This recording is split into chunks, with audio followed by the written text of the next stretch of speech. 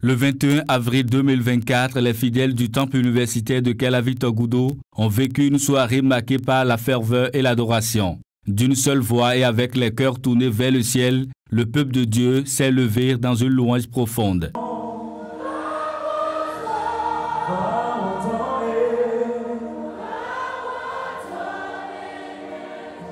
Que ces paroles proviennent du plus profond de ton cœur. Encore une fois, va m'adorer.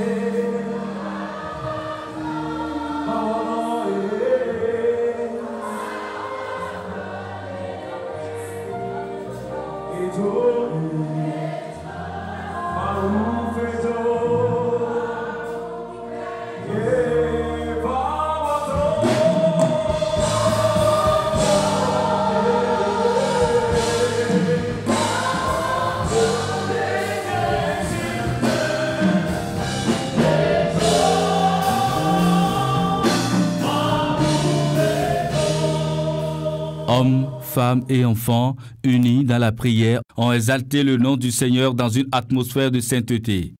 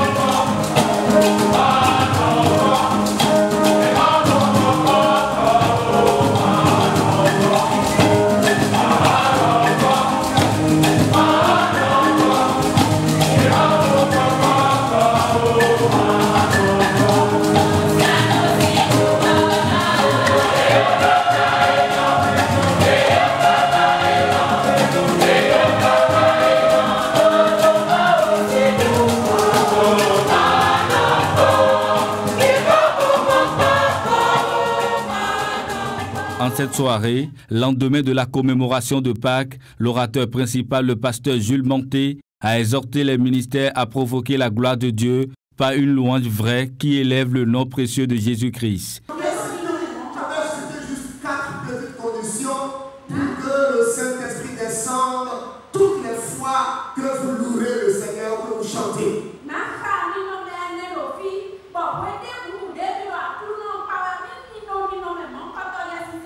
Peut descendre sur vous, quand il peut descendre dans l'assemblée, quand il peut animer celui qui chante autour de ceux, il peut intervenir alors au lieu de ceux qui est invoqué. Le verset 25 dit vers le milieu de la nuit, Paul et Silas priaient et chantaient les louanges de Dieu.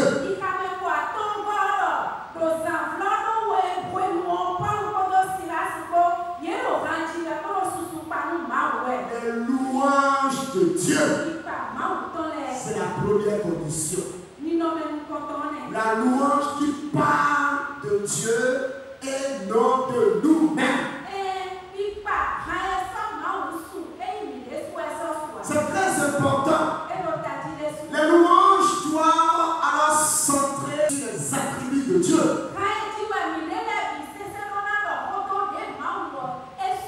Sur la grandeur de Dieu. C'est cette louange qui fait descendre la puissance de Dieu. La grandeur de Dieu. Les attributs de Dieu. Voilà ce qui peut véhiculer la présence du Saint-Esprit. Quand vous faites cela, Dieu est content d'où il est et il fait descendre son esprit. La deuxième condition, c'est la chanson qui loue Dieu. Je parlais là-bas de sa grandeur. Mais ici, la chanson qui loue Dieu. Louer Dieu selon l'immensité de sa grandeur.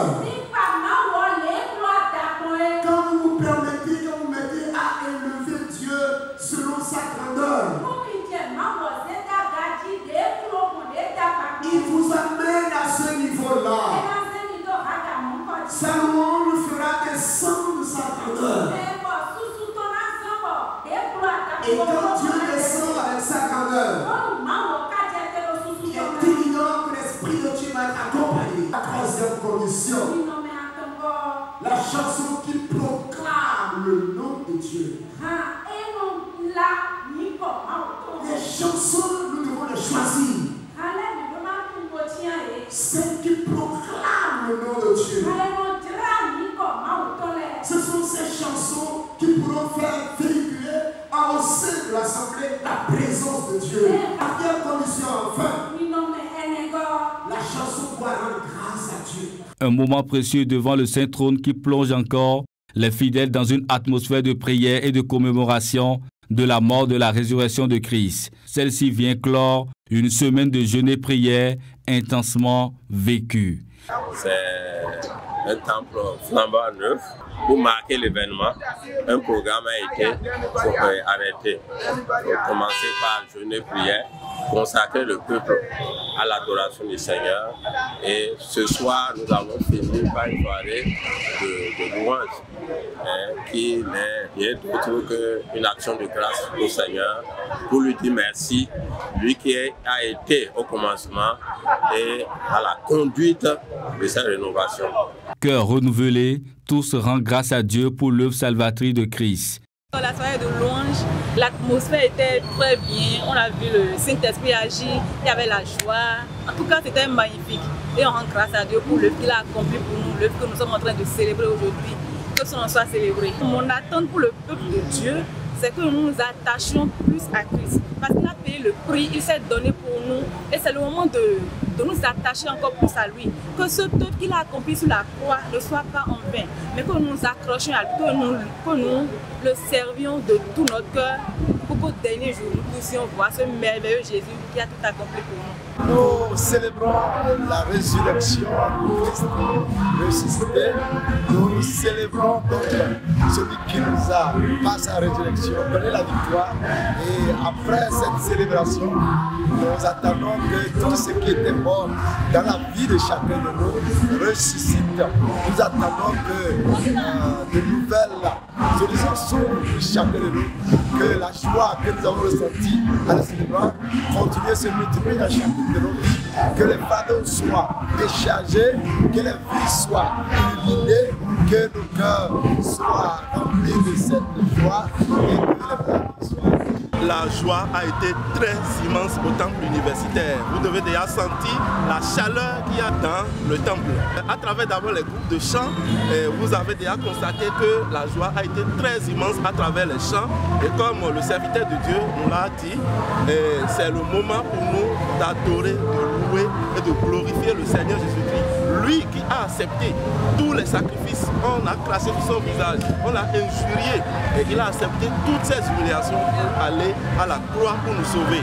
Nous sommes tous remplis de la joie pour cette œuvre salvatrice pour sauver nous tous. La soirée s'est achevée dans la joie, ravivant la flamme de la louange. Rendez-vous est pris pour la Pentecôte du 28 juin prochain.